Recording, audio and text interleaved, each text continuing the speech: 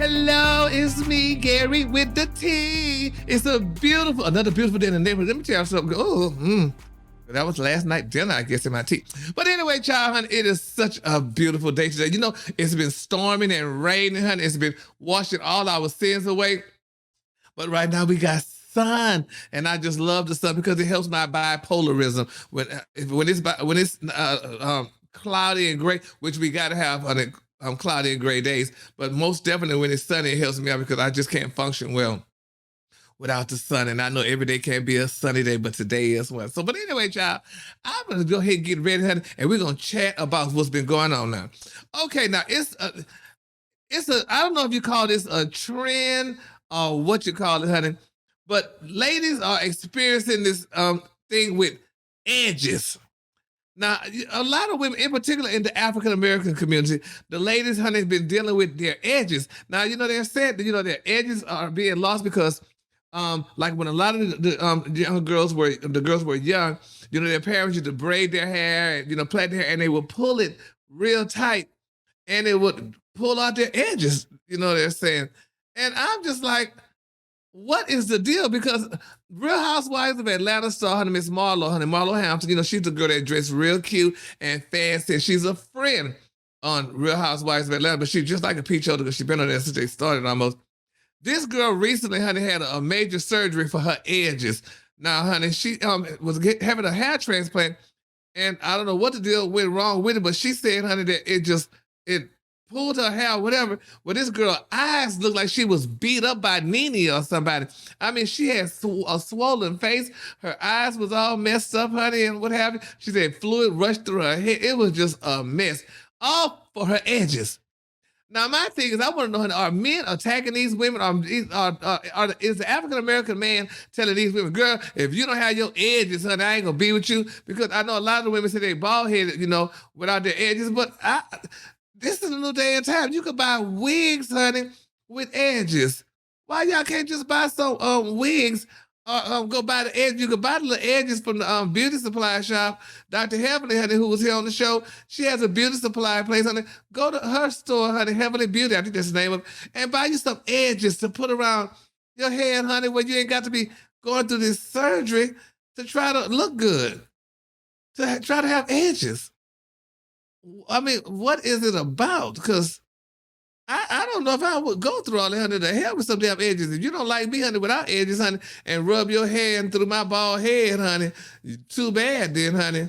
Just too doggone bad, because they say they take the hair from different parts of your body. Now, I was wondering, do they take the hair from, like, your butt?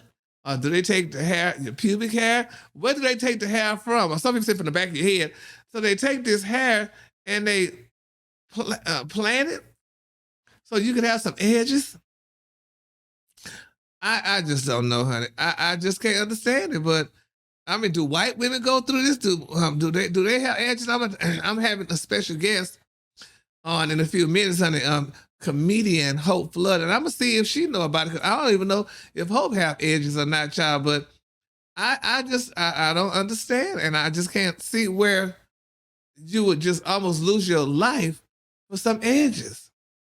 I mean, so is it anything out there that men could almost lose their life for? I mean, well, now I do know a lot of, I don't know, child. Some men don't want to get prostate checked because they're scared they're going to lose their erection or what have you. So they'll lose their life behind that, which they should definitely do that. But I just don't know if there's a thing out here that would make a man almost lose his life for saving because of what, the masses or what people, think of or what have you. But anyway, we just gotta pray, honey, because we want y'all girls, honey, to get your edges, honey. But I mean, is it that serious?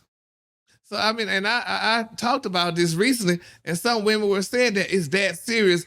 But in my mind, I just can't see it being that serious. Now, you don't have a cute looking. I know some people say you can't glue your wigs on or what have you, because you don't have your edges. But it's just very interesting, honey. So we're gonna solicit the prayer warriors, honey, and find out, honey, what is the deal, with these women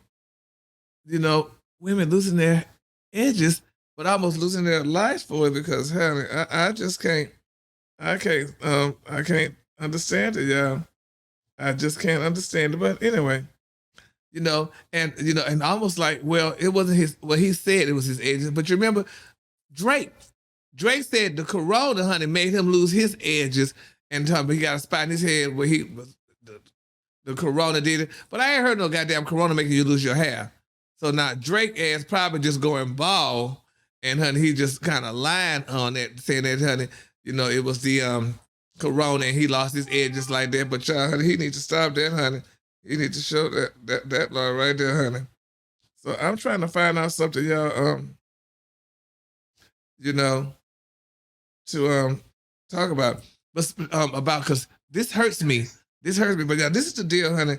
Now I'm not understanding it, but they're saying, y'all, that a lot of women and a lot of men they're falling out of love because of edges. How in the hell you gonna stop loving me because of my damn edges? Hell, you met me even though, now I will say to you, now a lot of women meet men with wigs on. Now they have a wig on, a woman have a wig on, and I guess she he'll think that he's looking at her with her real hair, but it's not her hair because it's a wig. And then come to find out she didn't have no edges. But I do recall, and I being as a child remembering, I don't know if it's biblically, but a woman's hair is her glory. So I guess this is why a lot of women, are, upset, honey, are talking about, this, that they can't have their edges. If they can't have their edges, they can't have nothing. It's almost like the song says, if I can't have you, I don't want nobody's baby. Isn't that sad? It is so sad, y'all. So we just gotta pray, honey. We just definitely gotta pray, honey. Oh my God, y'all. It's being put. They said Dr. Dre posted his first tweet, y'all, in 2 years, and people have thoughts about it. Now let's talk about Dr. Dre. Now you know Dr. Dre, honey. He's the doctor, which he's not doctor, but honey, his beautiful daughter, the girl, which is a very sad thing, honey. She talked about it a couple of weeks ago that she's homeless, and honey, she's doing a GoFundMe, honey. Now y'all know, honey, Dr. Dre, honey, is a billionaire. He's a billionaire, honey. Girl, looking like my damn face was twisted. I'm like, girl, ain't nobody told me nothing, honey. But anyway, they said Dr. Dre fans, y'all, aren't too sure what's going on after their favorite rapper, y'all, producer, and headphone mogul, y'all, shared his first tweets in almost 2 years, honey. 2 long years, honey. Now they said the tweet couldn't have been any shorter or more cryptic, but they're saying Dr. Dre, honey, or likely someone on his team, y'all, tweeted out a random tweet in response to an even more random tweet, y'all. Oh my God. The tweet, honey, now the tweet his account responded to was from August, y'all, the other day, the 3rd, when Twitter said, honey, Brian wrote the singer-songwriter VV, honey, put, great to see you. Brian wrote to Dr. Dre, responded, L, this is so touching. Oh, what the hell L mean? You need to be helping your damn daughter. That's what he needs to be doing, honey. He needs to be helping his daughter because that girl, honey, if that girl is doggone homeless, she got all them damn children and you're a billionaire, you need to help your doggone daughter, honey. It don't make no sense, honey, that you would do this to this lovely young lady, honey. And and it really hurts my spirit that Dr. Dre would do this, honey, to his daughter. But they said, honey, she should have never said something about him. So she said something about him. So, honey, it's just, okay, honey. That's them. That's family. But speaking of family, honey, Diddy, honey, now this is what pisses me off with Diddy. Now, I told y'all just the other day, now Diddy is dating a young Miami. This girl ain't number about 25, 27 years old. Now they saying, honey, this bastard done dumped her, honey, because he reunited y'all with this thick Asian model, y'all, who allegedly aborted his child that she had for him. So now how in the hell he gonna get back with her and poor young Miami? We just talked about how he gave her what $250,000 allotment, honey. Gave her an what you call that? Some money, damn. He gave her an allowance, so to speak. And now, honey, here goes, honey. I guess. And it must be a new thing, y'all, with the Asian girls right now. They say, because they're saying Robert De Niro, honey. They say, honey, he unveiled his new Asian girlfriend too, honey. They say, honey, he's done, honey, dating black women. So, honey, I guess him and Diddy both done dating black women, honey. So they're going back to the Asian girls, honey. Now, I guess the Asian girls, honey, I don't know. I guess they do it better, honey. They probably do it with soy sauce. I don't know. They probably like that on their things. I don't know, but child, that's nice. I am not racist or anything like that, honey. I mean, some girls just know how to put extra spice, honey, and know how to do it in order to just keep their man, honey. So there you have it, child. So, honey, this girl, honey, probably do it, honey, that way. But speaking of, honey, love and doing it that way, honey, we talked about this. I talked about this now, my good friend Porsha from Real Housewives of Atlanta, honey, I know she's leaving Dish Nation, which is a very, very sad time for me, honey. I don't know what I'm gonna do with her leaving because, honey, I work with some great people, but honey, Porsha was definitely a dear friend of mine, honey. She and I worked so well together, honey. We played it off, honey. We've been working together, honey, for what? 8 years, honey, together. So I'm gonna definitely miss her. So I guess I'm gonna have to bond, honey, with somebody else. Or they're gonna have to, do something with these here honey that's left on, and I'm gonna have to work with them in some capacity in a good way. But now you remember now it was reported that Porsha was dating Simon, which they are engaged, if I'm not mistaken. Well, now, and we talked about Simon's ex-wife, Miss Fallon, she's officially divorced him. Well, now they're saying, y'all, that Fallon is definitely pregnant, honey, for her alleged lover. Now, I know they were saying at one point that he may have been living an alternative lifestyle. I don't know. But I know one thing, honey, if she's allegedly pregnant for him, honey, I guess all it takes is one stroke, honey, and you can get pregnant, or maybe 2 pumps. I don't know how many it is. But, they're saying, honey, that she is pregnant. Jesus be a fence. Because, girl, you love who you love, honey, for one thing. And I can't tell nobody who to love, but, honey, if she loved that man, let her love that man, honey, because that man is for her. And, honey, she's going to definitely have a child, honey, with him. They're going to have a child together.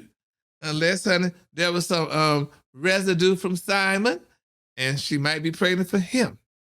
Because you never know, baby, because, sometimes there's some residue, honey. Yes, Lord. And, honey, she might be pregnant for that man, honey. So we're going to keep them lifted, and everything is going to be okay, honey. Yes, it is, child. Yes, it is. So I'm just, I have a movie producer here, honey, that's going to be chiming in with us in a second, honey. So I want to see, honey, what's going in the movie world, honey, because he could tell us, honey, what's happening and how's everything going, honey, in the movie world. So I guess if we could just pull him in, honey, and talk to Mr. Marcus, honey, it would be a great thing. Hello, Mr. Marcus, that's you? That's me. How you doing, Gary? I'm doing fine, honey. Long time no see, which I don't ever remember seeing you, but honey, you seen me, honey. So Marcus, so what's going on? Nothing much, Gary. Just like you said, the film world is out there, it's moving, it's banging, especially in Atlanta. Really? So Marcus, tell me now. I was thinking about I wanted to do a porn, can you produce a nice, healthy, wholesome porn with me probably going around just touching everything that I like and just I don't know, child. Can you do something like that? Is that feasible? Everything is feasible. We get it on glass. I can make anything work, Gary. Well, Marcus, okay, so tell us. Okay, so Marcus, first of all, tell us about yourself. Now I know you're a movie producer, and I was supposed to be in one of your movies, and I don't know what happened, Marcus. No, what happened, Gary, was we was back and forth. You was committed, and then you had your situation that had popped up with I don't want to talk about it too much. About my health. Yeah, about your health. Yeah. Yeah. So I know you got a lot going on, and then you told me that you didn't want to be around too many people since you just got diagnosed and everything else like that, and I respected that. But I'm gonna get you in there because you're gonna do a voiceover for me. So we're gonna talk about it afterwards. Well, that's beautiful, Marcus. Yeah. So Marcus, so now you're doing the movie, and what's the title of it? The titles Can't Get Right. So like you said, let me introduce myself to all your fans and everybody else. My name is Marcus Head. I am the executive producer for the film Can't Get Right, and that's Can't Get Right with the RITE. It's filmed in Atlanta. We're actually in the post-production stage right now. The film will be ready for distribution in October. It's got Rodney Perry. It's got Shawty Shawty. What my name is. It's also Oh, has Damon Williams. It has Marvin Hunter, Dirty South. Can you believe I got Dirty South to do a oh my movie God. without cursing for about 15 minutes? Oh, And we got Squirt, Tim Murray, Butterby Rocka, and Butterby Rocka is actually going to be doing the Aaliyah movie and oh, also the Little Kim movie, and she's going to be Little Kim. oh, oh. So we got a lot of star power. Montel Jordan is one of the executive producers of the movie, and I'm the executive creator. Put everything together, and I started out as a stand-up comedian in Atlanta. I've worked with Special K, worked with Ricky Smiley, Ron White. I've worked with Lil Duval, a bit of everybody, and I was a writer as well, comedy Oh, writer. And then I got into ghost writing. And one day, my wife and I was sitting down watching TV. We couldn't find anything to watch on TV, and I just said, she said, "Why don't you go ahead and write something since you can't find nothing?"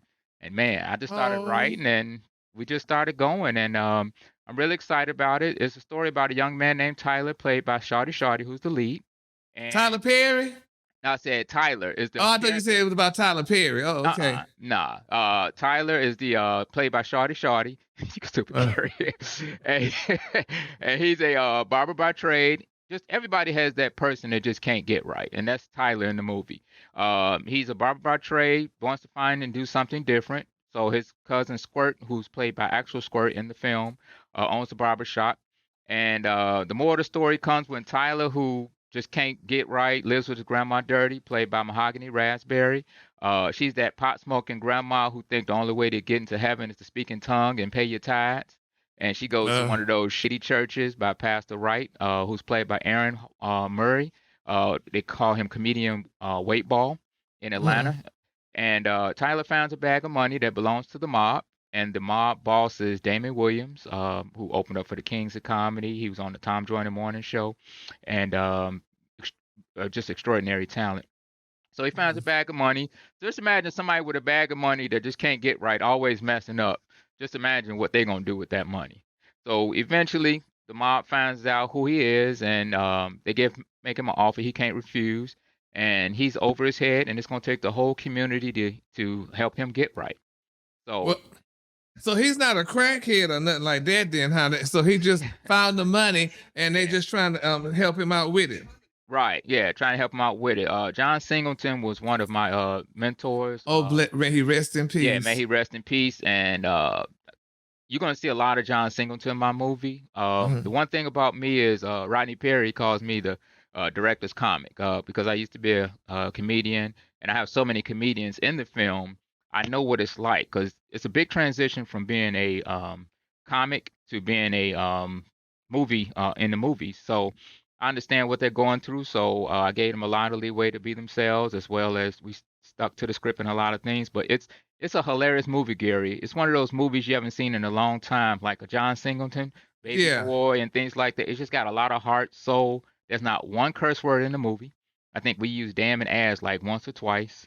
And it Yeah, just, so you trying to make it a Christian movie or it's just not nah, cursing? it's just funny. It's just no cursing. I like to keep it positive, expand my audience where grandma and auntie and all of them can see it. We have kids in the movie. We got a lot Well, of they people. show curse. We got people from the LGBT community in there. We have the short people community in there. So, Oh, like, I like to tell stories, Gary. I don't like to just make it a black film, white film. I like a yeah. film that people are going to be able to identify. That grandmama that Oh, smokes all the time, or that one person in their family just can't get right. So, yeah. we're really Well, excited about it. Well, I'm excited about it too. I can't wait to see it. Now, you talked about comedians and what have you. Now, recently, what's his name? Damon Wayans said that he wanted to challenge Dave Chappelle. He said because Dave Chappelle, and they want to do maybe that comedy versus.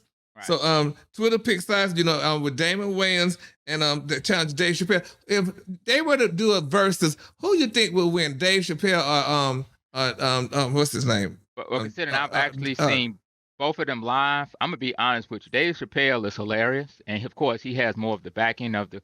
But Damon Williams is a beast when he get on that stage. So if yeah. I would say Damon, if they going at it, or if they just who's funny on stage, which one you asking me? Probably going at it, just like they do with the music thing, how they go back and forth, Oh with no, jokes or whatever. Damon the Killer. Damon to kill him. Yeah, Dave is good. He's good on them sketches. He's good on that. I'm not saying that he can't, but Damon Williams is an underground comic that would get in your butt, you know. And yeah. like I say, Dave is funny and he like to tell stories. So he'll be like, yeah, you know, he gonna tell them stories, but Damon to eat them up. Yeah. Damon And to eat 'em up. Damon, you know, we've come to love Damon from In Living Color, but then we also like Dave Chappelle too, though. But you know, but I said Dave Chappelle, which I was told somebody told me, "Well, Gary, you wrong." I said Dave Chappelle probably wouldn't win because he walked away from $50 million or however much that was. But then they said, but Damon Wayans walked away for some money too from his TV show, so they both punks in that aspect. But I don't know, child. Come on, Gary, you get So, messy now. so, but I guess so, honey. So it would be very interesting, though. So, now you were saying you did comedy. So, so were you considered as a comedian? Did you consider yourself a comedian? Were you a Oh yeah. well-known comedian? How long did you do comedy? I did comedy for about 10 years. Really? Like I said, I worked with Ricky. I worked with Special K. I worked with I did like the cross audience. I worked with Ron White. You know, I did a lot of shows with him. If people not familiar, he's the guy from the Blue Collar Tour, Tater Salad. Mm. And I also, like I said, I've been in all the clubs. I used to do all the comedy runs. You know, I did the Uptowns and the Comedy Act Theaters, but I was in the punchlines, the funny bones, the improvs, and things like Oh, that. so you Cruises, said so you're saying houses. you didn't do the Chitlin circuit. You said you did the ones with Now more of the. I started out in the Chitlin circuit, but I was booked, Gary. I was booked on a regular basis. I was Really? working. Yeah, I was So working. you just got tired of doing it? No, you know what? I loved it, but then I had a child, and my wife gave me an ultimatum. Look, you're gonna make these jokes work, or you're gonna go ahead and get a real job. So she gave me okay, let's what you gonna do? So did both for a little bit, and then finally I just looked in that little kid's eyes and said, I got to go ahead and get a job because you can't be traveling all over the place with a newborn. So I went into the hospitality business, and I was a general manager for TGI Friday. I mean, for Steak and Shake, and I was a manager at Fridays at the Camp Creek location in Atlanta, and I was also at the airport as well. Yeah. So Well, that's good. So you got a real job. yeah, well, you know what? Everything right now has really came circle, and I have to first give shout out to God for His blessing and His mercy. But I would have to say, from doing the comedy, being in arenas, being in large concerts and things like that, and then working as a general manager, knowing how to structure budgets and things like that, that kind of prepared me for where I am right now.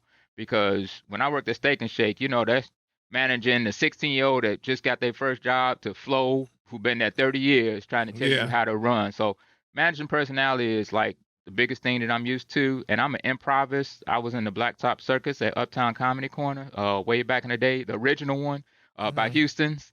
So Yeah. that's just something that I really love to do. And like I said, now telling jokes is we're actually about to put together a Can't Get Right comedy tour together at the beginning of the year. So Yeah. we're looking forward to that as well.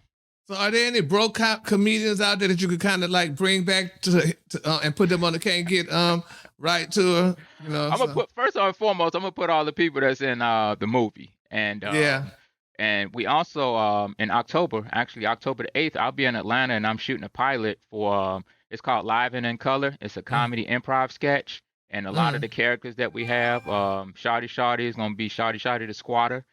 We also have Marvin Hunter is gonna be in that. Dirty South is gonna be the 911 operator. Can you imagine Dirty South being a 911 operator? Yeah.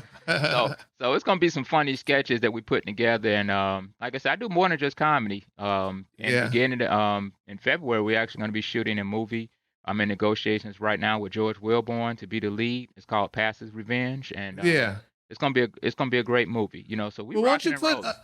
why don't you put Kevin Hart, some of them up in there? Kevin Hart, we love Kevin Hart. Is he in the budget? Or he's the? Well, you know He, what? I don't even. I'm a person, a director and producer. I like to bring talent and develop talent and put people out there. Like I said, a lot of the comics that's never been comics, like Shawty when yeah. he first started. You know, Yeah. he was doing his thing, but you could tell that he needed a little seasoning to get. And now Yeah. he's a beast. Now he's ready to be a lead Really? actor in the films moving forward. But like Yeah. I said, Kevin Hart doing his thing, I'm doing my thing, but I just, Yeah. I'm doing me. I don't Yeah. really, I'm not gonna say I wouldn't cast Kevin Hart in a movie, but I'm just Yeah. saying I'm doing me Lil as well. Rail. Lil Rel, now me and Rel did comedy in Chicago. That's where I'm from originally, Chicago. Yeah. And like I said, I'm not saying that I won't work with these talented Yeah. actors and comics. But right now, I just love the core and the base of the people that I have, and Yeah. we just developing what we're doing because I like to keep the people from the Can't Get Right that I mentioned referenced earlier, and Yeah. then like I said, we got some Squirt in there. We also have Jesse Lewis the third, Yeah. who's in there. We have like I say, You have Harrison. every damn body on the circuit, and we can't wait, honey, to see all these movies and projects when they come out. One more thing, Marcus, before I let you go. Now, I don't know if you heard this, but there's a woman out there, Marcus. She's claiming, honey, that Michael Jackson ghost is possessing her body.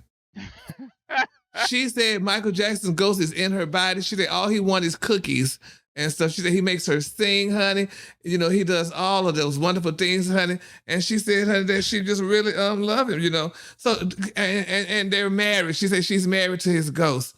So Marcus, I mean, isn't that a wonderful thing? Could you imagine a Michael Jackson ghost possessing a woman's body? It's like, honey, he's making her have a masturbation. I mean, an orgasm when she wants one and all that because she's married to him.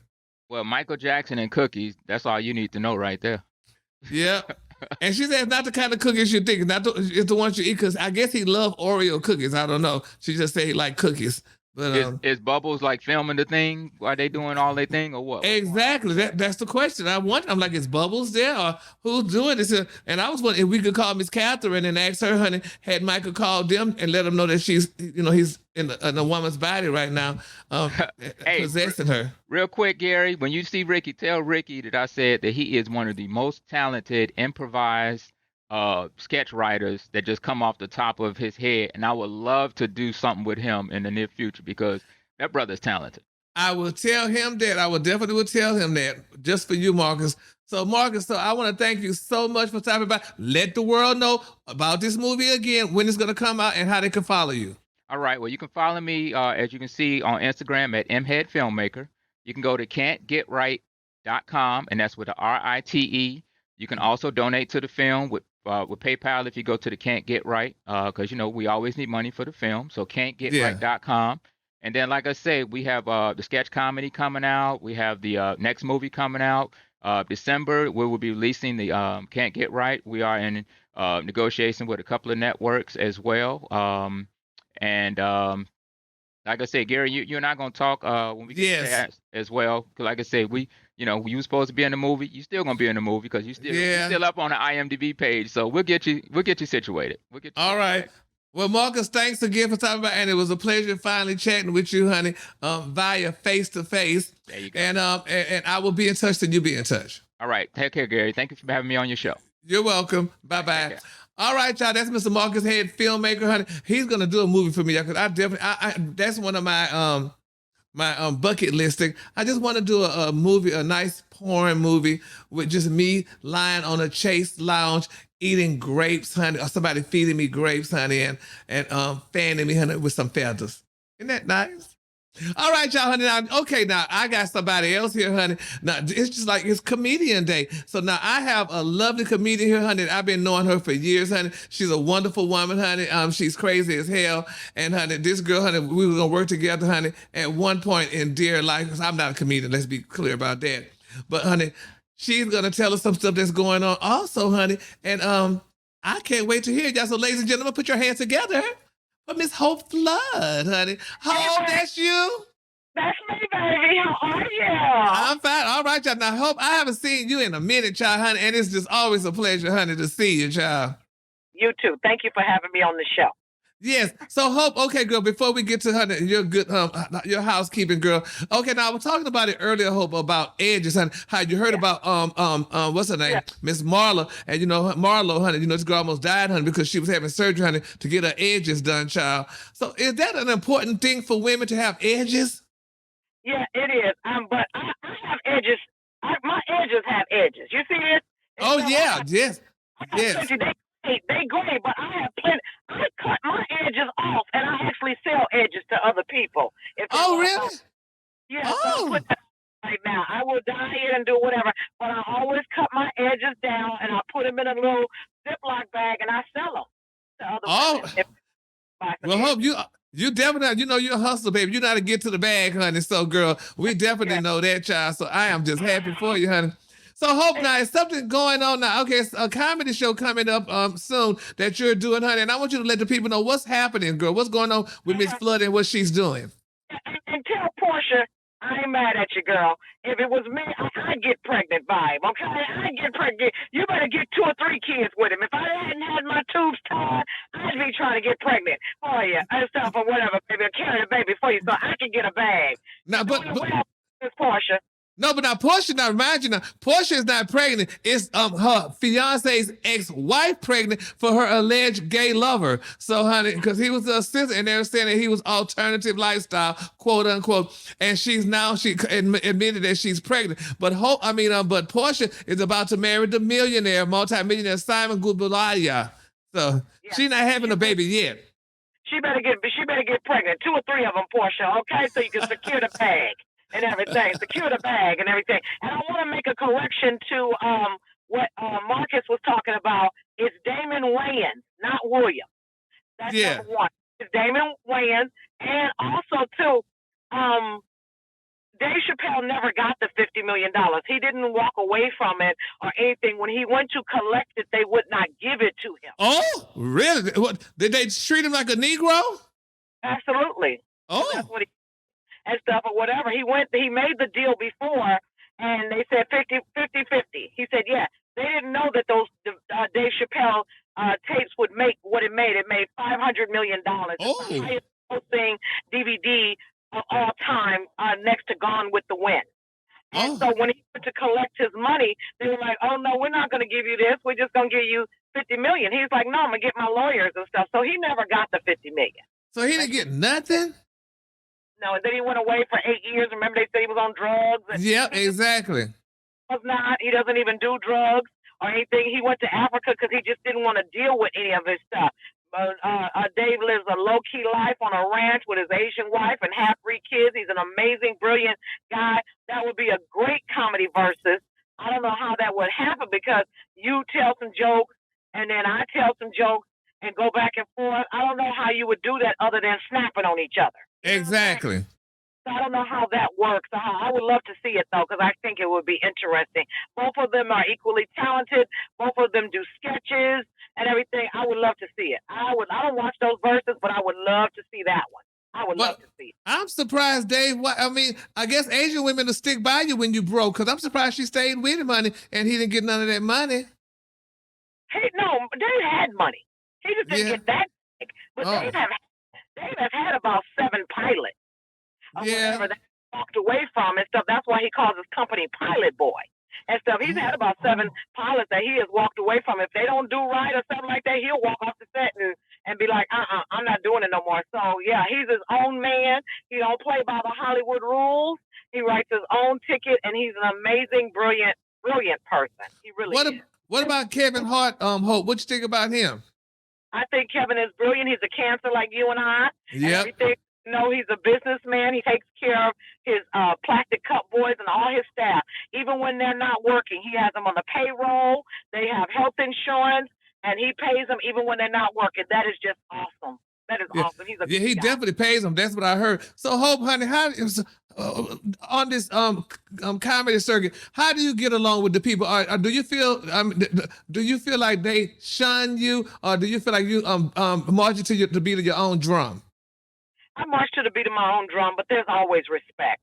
I've been in this game since 1989 and everything, so I'm not new to it. I'm true to it. So there's a lot of mutual respect. There's a lot of, hating in the business, and people forget about you. Sometimes it's out of sight, out of mind. I'm not out. I'm not in the Hollywood game. I'm not no big ass kisser. I'm not an ass kisser at all. And so it's just one of those things. I just create my own thing, just like I have created, this thing that I'm on, to talk about today. Is my 8th annual Comics Rock Convention. Yes, honey. Tell us about it.